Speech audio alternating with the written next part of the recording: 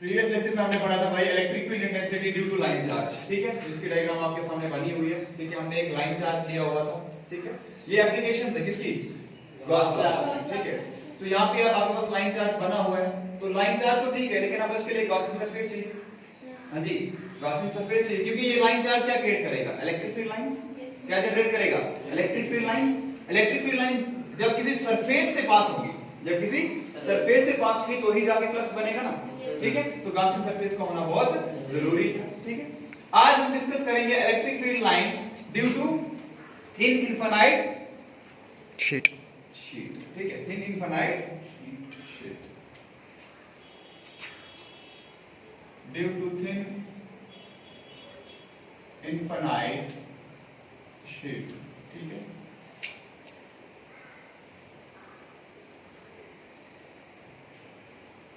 Clear है? अच्छा जी, अब ये वाली डायग्राम नहीं बनेगी इसके लिए। अभी मैंने आपको कहा कि थिन इनफाइनाइट शीट, जैसे आपकी नोटबुक का शीट है ना, ठीक है। अब उसके लिखा होगा, काफी ज्यादा चार्ज होगा उसके ऊपर, ठीक है। तो तब उस केस में हमारे पास electric field line, electric field intensity कितनी होगी वो हमें कैलकुलेट करना है। Is that clear?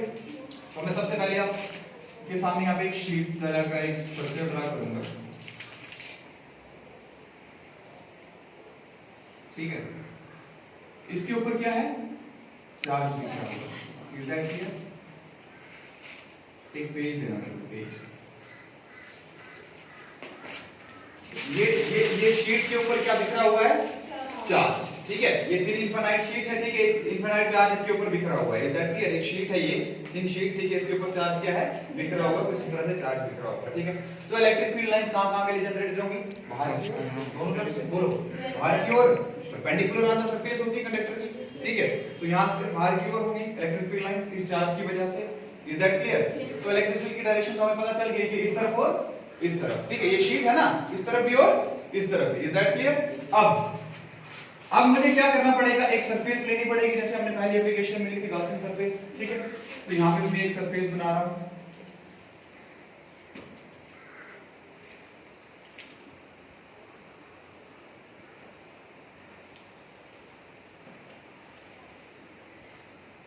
ठीक है।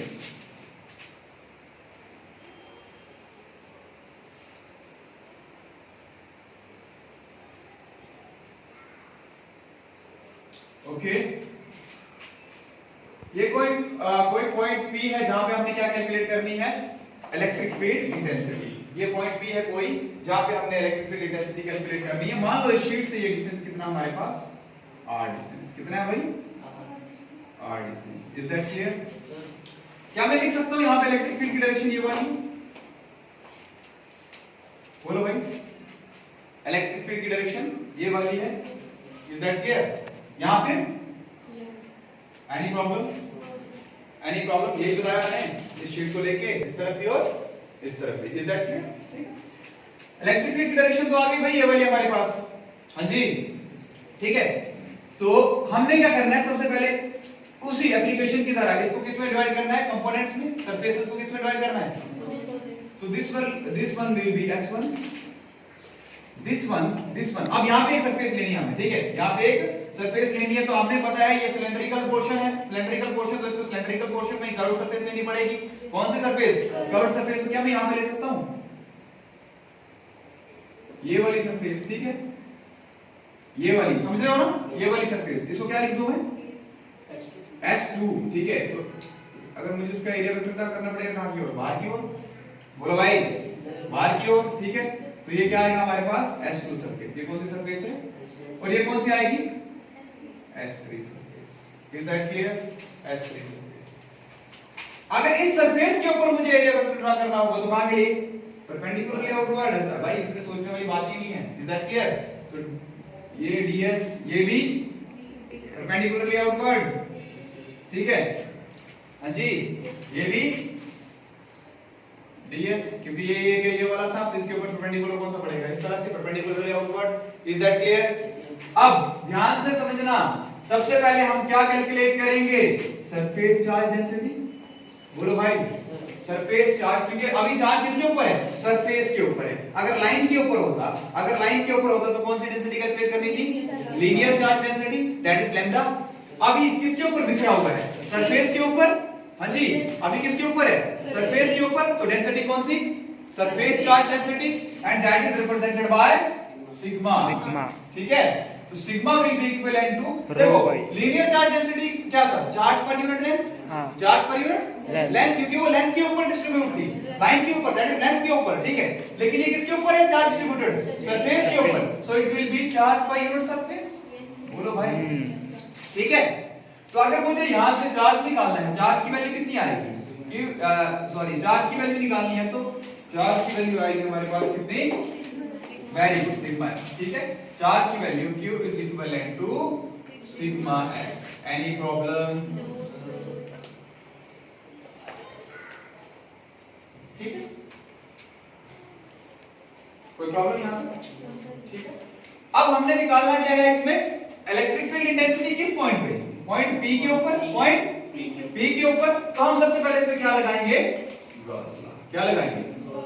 From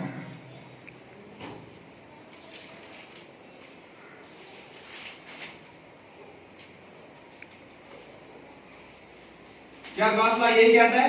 phi e is equivalent to integrate E dot ds ds is equivalent to q upon epsilon naught. q by the total flux, the total flux or the entire surface, or the will be equal to 1 upon epsilon naught times the total charge contained inside the surface. 1 upon epsilon naught times the total charge contained inside the surface. Is that clear? Okay. यहाँ पे further रूप इसके बराबर होता है the dot product of E and ds. The dot product of E and ds. Is that clear? But as you can see here, the surface is divided into three components. That is S1, S2 and S3. तो total flux इन तीनों surfaces की वजह से निकालना पड़ेगा. ठीक है, तो so I can write it as phi e, that is total flux, is equivalent to किसके बराबर आएगा? इंटीग्रेशन और S1 E dot ds, बोलो भाई, प्लस इंटीग्रेशन और S2 E dot ds, plus integration और S3 E dot, very good, is equivalent to q by, any problem? Okay. अब हमें पता है ये phi e इसी, ये जो वैल्यू देगा, ये जो वैल्यू देगा सम, ये उसके बराबर ही होगा। ठीक है, एग्जैक्टली। तो मैं सिंपली लिख देता हूं यहां पे, दिस इंप्लाइज इंटीग्रेशन और S1 surface E dot E ds, dot product खत्म तो क्या लगाना पड़ेगा? वेरी गुड, क्या लगाना पड़ेगा? cos theta. ठीक है, प्लस S2 सरफेस के ऊपर, यहां भी क्या होगा? E ds cos थीटा, और यहां पे भी क्या होगा? S3 सरफेस के ऊपर E ds cos theta is equivalent to q by epsilon naught. Is that clear? Any problem till here? पक्का? यहाँ तक लिख दिया? मैं रब कर दूं? Okay. अच्छा, S1 सरफेस को जरा ध्यान से देखना आप। डॉट प्रोडक्ट किसका है? E और ds का। हाँ जी, E और ds का डॉट प्रोडक्ट है S1 सरफेस के ऊपर। तो थीटा कितना बन रहा है E और ds के बीच में? देखना जरा।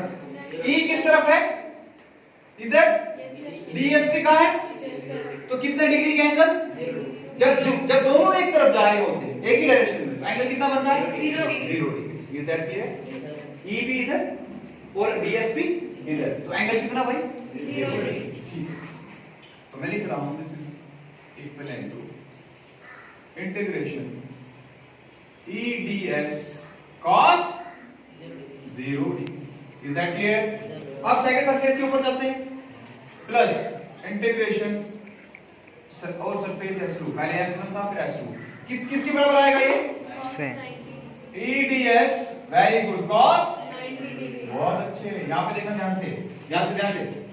इलेक्ट्रिक फील्ड की डायरेक्शन इस तरफ, दूसरे केस में ये S2 सरफेस है ना, इसकी बात हो रही है। ठीक है, ये कर्व सरफेस है। ठीक है, इसकी बात हो रही है। E की डायरेक्शन इलेक्ट्रिक फील्ड की डायरेक्शन इधर इस तरफ और ds की डायरेक्शन परपेंडिकुलर अपवर्ड।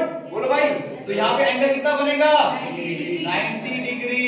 कितना 90 डिग्री। तो मैंने लिख दिया EDS cos 90 degree plus word third surface के ऊपर चलते हैं, इंटीग्रेशन और the surface S3।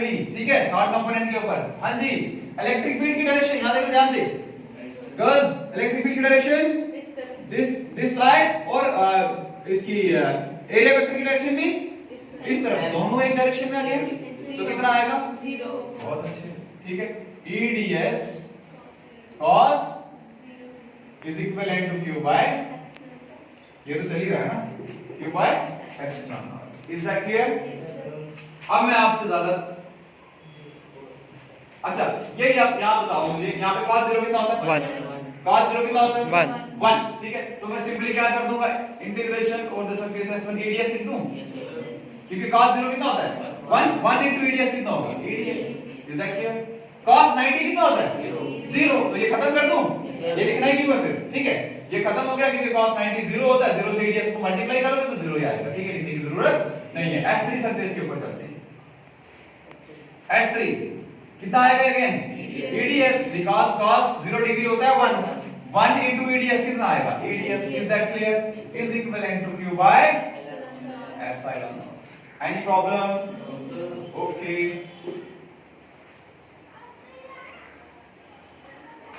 so I am writing it as E.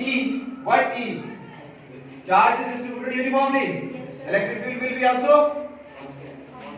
uniform। तो बाहर कर देते हैं इंटीग्रेशन से, अंदर क्या रहा हमारे पास ds, और यहाँ पे भी वही ds। सरफेसेस का ध्यान रखना, लेकिन आप S1 S2 नहीं करना। ठीक है, क्योंकि एग्जामिनर जब चेक करेगा वो बोलेगा भाई S2 के लिए तो इसके पास वैल्यू आ रही है, अगर आप अंदर S2 लिखोगे तो गलत हो जाएगा ना क्वेश्चन। बोलो भाई, क्वेश्चन गलत हो जाएगा। ठीक है, क्योंकि यहाँ पे 0 आ रहा है, S2 में क्या आ रहा है 0, इसकी तो वैल्यू खत्म हो रही है। Is that clear? तो सरफेस का ध्यान रखना हमेशा कि S1 और S3 वाले सरफेस के ऊपर हमारे पास reciprocal electric flux. Is that clear? अच्छा हाँ जी, is equivalent to Q by, any problem? यहाँ पे देखो, यहाँ पे ध्यान से D और इंटीग्रेशन और S, यहाँ पे भी D और इंटीग्रेशन, डिफरेंशिएशन इंटीग्रेशन क्या जाएंगे कैंसिल आउट। क्या बचा आपके पास ES। बोलो भाई क्या बचा plus ES is equivalent to Q by epsilon naught। हाँ जी, अच्छा ES and ES how much 2 times ES। बोलो भाई, तो 2 of ES is equivalent to Q by epsilon naught। Any problem? निकालना क्या है, ये E निकालना क्या है, ये E निकालना है। तो हम क्या करेंगे, सिर्फ E को इस साइड रखेंगे, बाकी E is equivalent to Q by 2S epsilon naught। Is that clear? 2S epsilon naught। अगर आपको ध्यान से याद हो अच्छे से, तो आपको पता है हमारे पास ये Q की वैल्यू कितनी आई थी, देखो sigma is equivalent to charge per unit surface. तो यहां से हमने पहले ही स्टार्टिंग में Q की वैल्यू निकाली थी, सिग्मा S हो जाएगा, है ना, सिग्मा S। तो मैं डाल दूं ये वैल्यू। ठीक है, Q की जगह क्या लिखूंगा मैं sigma S। E is equivalent to sigma S divided by 2S into epsilon naught। S और S, तो E की वैल्यू कितनी आई आपके पास, यहाँ पे देखो अब E की वैल्यू आई आपके पास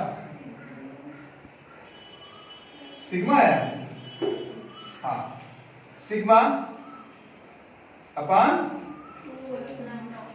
2 epsilon naught, 2 epsilon naught। Is that clear? Yes, this will be the value of electric field intensity at a point P in case of thin infinite sheet। Is that clear? thin infinite charge sheet जब होगा हमारे पास, तब हमारे पास electric field intensity point P पे कितनी होगी, sigma upon 2 epsilon naught. Is that clear? अब कंसीडर किया जाता है कि हमारे पास अगर थिक शीट, ये तो थिन शीट की बात, बोलो भाई अगर थिक शीट हो तो थिक शीट को आपने कंसीडर करना है कि हमारे पास थिक शीट जो है 2 थिन शीट्स को मिला के बनाया गया, कितने दो थिक शीट्स को मिला के बनाया गया, वो स्पेशल केस की बात कर रहा हूं। यहां तक आपका ये एप्लीकेशन खत्म हो गया। Is that clear? Thin infinite पढ़ना था ना हमने, थिन इनफिनाइट तो कर दिया हमने, इलेक्ट्रिकल इंटेंसिटी हमने निकाल दी। Is that clear? अब अगर दो शीट्स, अब बोलेंगे अगर दो शीट्स है आपके पास, ठीक है, तो हम कंसीडर करते हैं उसको कि दो थिक शीट्स को मिला के एक थिक शीट बनाया जाता है। Is that clear? तो सिंपली क्या करोगे, अगर थिक शीट के फॉर थिक शीट, हाँ क्या हो जाएगा, आप E इज इक्विवेलेंट टू 2 करना पड़ेगा ना, यहाँ पे 2 से मल्टीप्लाई करना पड़ेगा, सिग्मा अपान 2 एप्सिलॉन नॉट। एक की वैल्यू को 2 से मल्टीप्लाई करना पड़ेगा, दो शीट्स नहीं है ना, ठीक है, तो 2 और 2 कैंसिल, तो थिक शीट के लिए वैल्यू आएगी E is equivalent to sigma upon epsilon naught. Is that clear everybody? कहीं पे प्रॉब्लम किसी को भी? पक्का?